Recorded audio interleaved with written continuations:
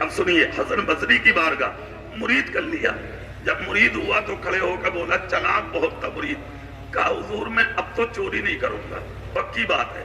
کہا پکی؟ بولے بالکل پکی. مگر حضور ایک بات بتاؤ، جو پچھلے مقدمے چل رہے ہیں ان کا کیا ہوگا؟ چلاک تھا، چوریاں کرتے کرتے 50 سال کی عمر گزر گئی.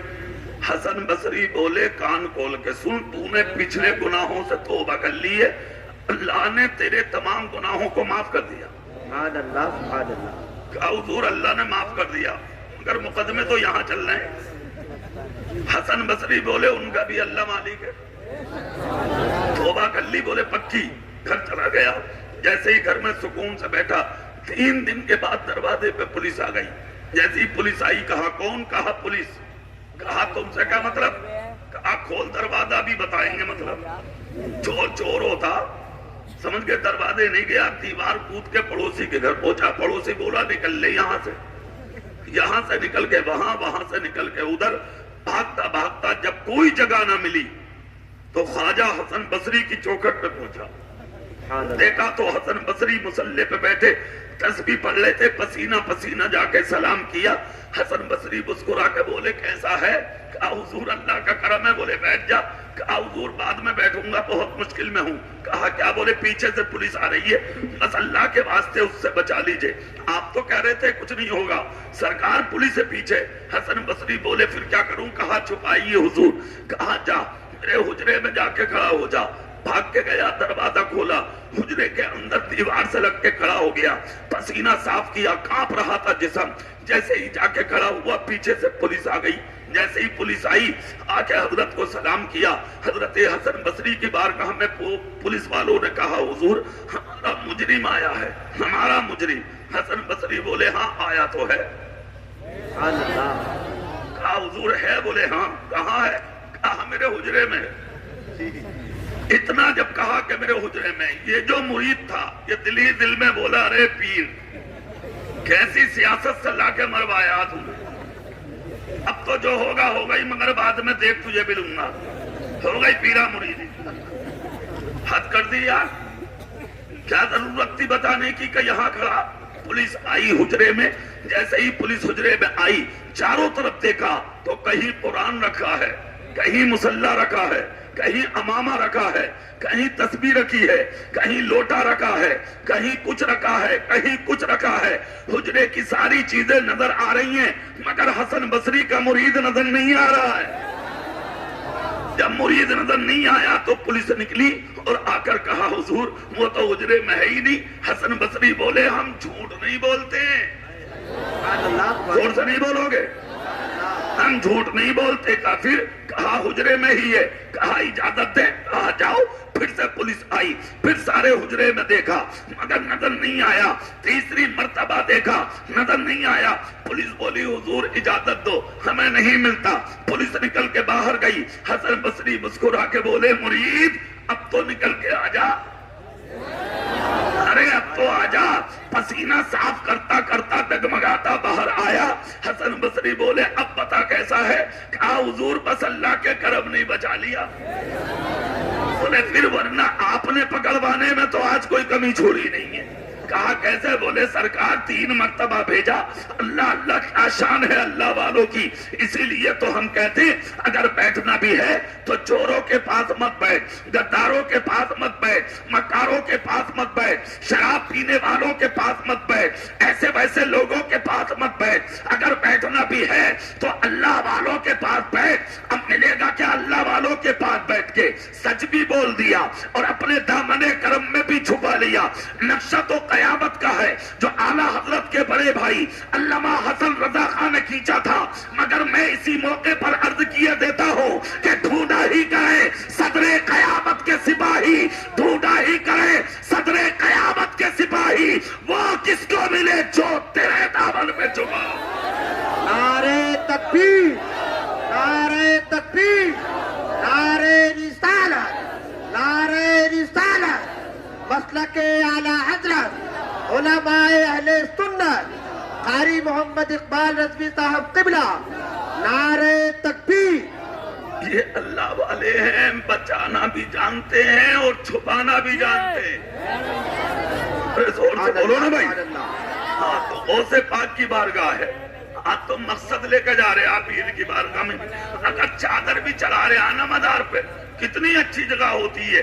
وہ ایسی جگہ ہے, حضرت امام اعظم ابو حنیفہ کہتے ہیں جب کسی ولی کی چوکھٹ پر کسی اللہ والے کی قبر کے قریب جایا کرو تو اپنا دل آنسوؤں سے دھو کے جایا کرو تاکہ جو مانگو وہ فوراً نصیب ہو جائے. یہ امام اعظم ابو حنیفہ کا قول ہے. کون امام اعظم؟ اور آپ جن کے مقلد ہیں, جن کی تقلید کرتے ہیں. اب یہ تو کیسی بارگاہ ہوگی کس کی؟ سرکار غوث اعظم کی. سبحان اللہ. کون غوث اعظم؟ جو غوث الاقواس ہیں. سبحان اللہ. جو خود بھی لاجواب, ماں بھی لاجواب, باپ بھی لاجواب, ان کا خاندان لاجواب, ان کے ماموں نانا لاجواب. ارے یار اور تو اور جس بستی میں آئے وہ بستی لاجواب, جس علاقے میں آئے وہ علاقہ لاجواب, جو بول کے چلے گئے وہ جملہ لاجواب, جو زندگی گزار گئے وہ زندگی لاجواب, اور جو قوم کو دے کے چلے گئے وہ نسخہ بھی لاجواب. سبحان اللہ. سبحان اللہ. وہ غوث اعظم آپ کی بارگاہ میں آ کے کہا حضور صرف یہ بتائیں نماز قبول ہونے کی علامت کیا ہے اور قبول نہ ہونے کی علامت کیا ہے, یعنی پہچان کیا ہے. بڑی غور سے سنیے گا, ہے نا. آج چوراہوں پہ بیٹھ بیٹھ کے کبھی اس کی برائی, کبھی اس کی برائی, کبھی اس کی توہین, کبھی اس کی توہین, ادھر بیٹھے تو اس کو برا, ادھر کہے تو اس کو برا, کبھی کسی کی توہین, کبھی کسی کی غیبت, کبھی کسی کی چغلی, اور اپنے آپ کو ہم سمجھ رہے ہیں نمازی. ہاتھوں میں نشان پڑ گئے, ہاں ٹھیٹیں پڑ گئی, ٹھیٹیں. کیا بات, نماز تو ہم بھی پڑھے ہیں, ایسا تو ہے نہیں کہ جو ہم بے نمازی. جی الحمدللہ جو ہاتھ آ رہی ہے پڑھ ہم بھی رہے.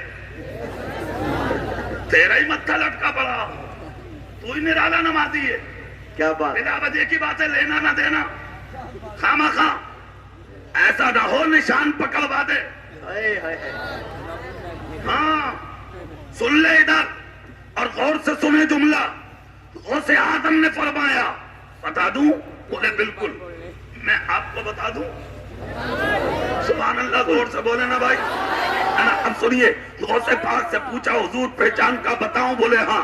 کہا نماز پڑھ کے نکلا, اگر کہیں کسی مسلمان کی برائی ہوتی ہو تو اس محفل میں جا کے بیٹھا, اور اس برائی کی محفل میں اگر تجھے سنتے ہوئے سکون ملا, تجھے مزہ آیا, تجھے اطمینان آیا, اور تیرے دل نے اندر سے اگر یہ کہا اور ہو اور ہو اور ہو اور میں اور سنوں, تو کسی عالم سے پوچھنے کی اور کسی کے پاس جانے کی ضرورت نہیں ہے.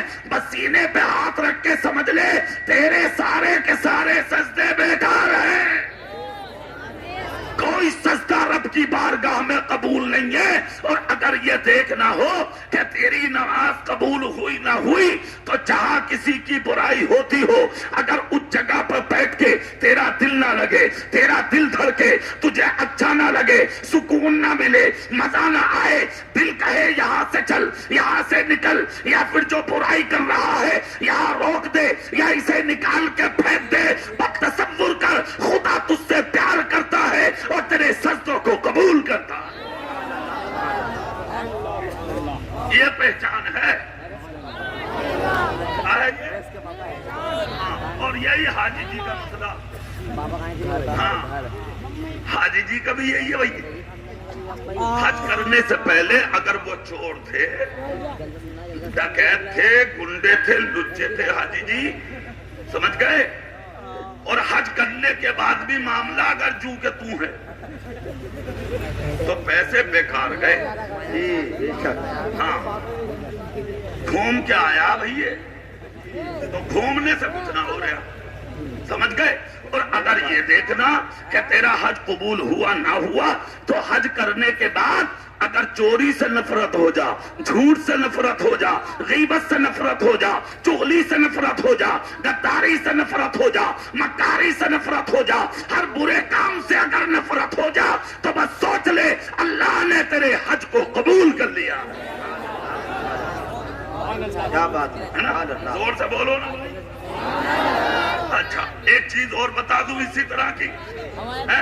چلو آج تقریر ایسی کرے لیتے ہیں، کر لوں ایسی پکی بات، اٹھ کے تو نہ جاؤ گے، دیکھ لیو، سبحان اللہ بولو، زور سے ہاتھ اٹھا کے بولو سبحان اللہ، ہے نا؟ اب ادھر سے کیا بات، تم پالٹی سے الگ ہو گئے بھائی چاروں، ادھر کو آ جاؤ یار، آ جاؤ ادھر آ جاؤ، ہے نا؟ آؤ جلدی آؤ، ہے نا؟ آؤ جلدی بیٹھو، ادھر آ کے بیٹھو، سبحان اللہ زور سے بولیے، ہے نا؟ اسی طرح کی ایک بات اور سن لیں، آپ کا روزہ تھا، آپ نے روزہ رکھا، ہے نا؟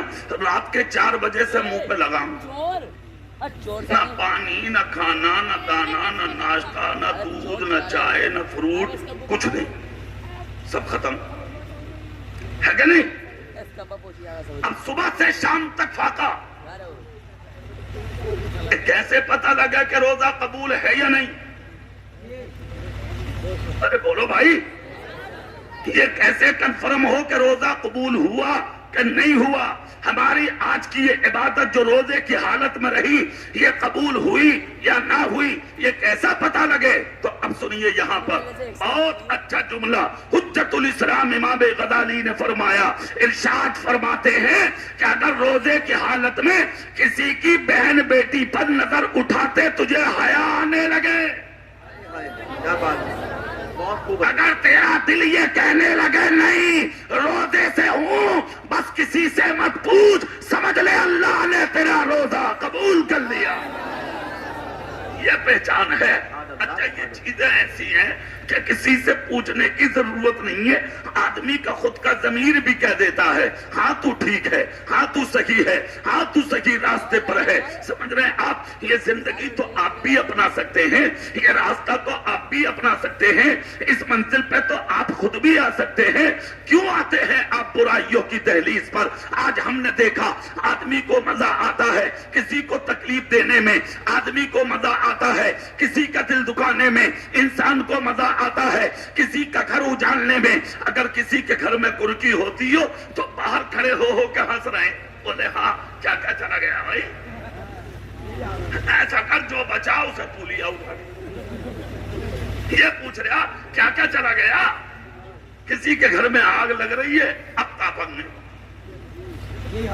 عجیب آدمی ہے، گھر میں بیمار پڑا تو اس کے بیٹے کو بلا کے کہہ رہا بیٹے گھبرائیے مت، پیسوں کی ضرورت ہو تو مجھ سے لے لیے، اگر 2-4 ہزار روپے دے دیے تو بعد میں کہہ رہا پیسوں کی ضرورت نہ آئی ہے، جو برابر میں زمین ومین تمہاری پڑی ہے نا اسے بیچو اوچو تو ہمیں لگا دیں، تو ہمدرد ہے، ہمدرد ہے، تو ڈکیت، یہ غداری ہے، پیچھے سے چاقو گھوم رہا تو اس کے ہمدردی کی صورت میں، اس کو مسلمان کہتے ہیں کیا؟ مسلمان کس کو کہا جائے گا؟ وہ ہم سے پوچھ، کون ہے مسلمان؟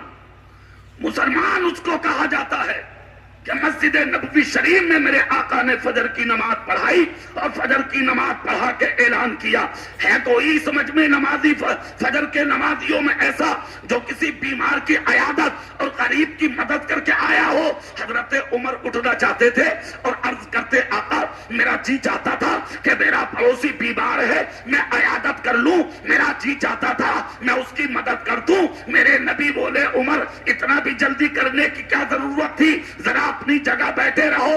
خدا کی قسم حضرت ابو بکر کو نبی نے اشارہ کیا میرے خلیل کھڑا ہو جا۔ ابو بکر اٹھے، اٹھ کے عرض کرتے ہیں یا رسول اللہ نماز پہلے بعد میں پڑھی ہے، پہلے قریب کی عیادت کر کے آیا ہوں، پہلے پڑوسی مریض کی مدد کر کے آیا ہوں۔ مصطفیٰ جان رحمت ارشاد فرماتے ہیں جس کو دنیا میں چلتا پھرتا جنتی دیکھنا ہو وہ میرے ابو بکر کا چہرہ دیکھ لے۔ یہ ہے لوگ، اس کو کہتے ہیں مسلمان۔ آپ نے سوچا کبھی کسی کی مدد کر دے، کسی کو پانی پلا دے، کسی بیمار کے منہ میں 2 قطرے پانی کے ڈال دے؟ کبھی تصور کیا تم نے؟ اور تو اور تمہیں دوسروں کو تکلیف پہنچانے میں فرصت نہیں ہے۔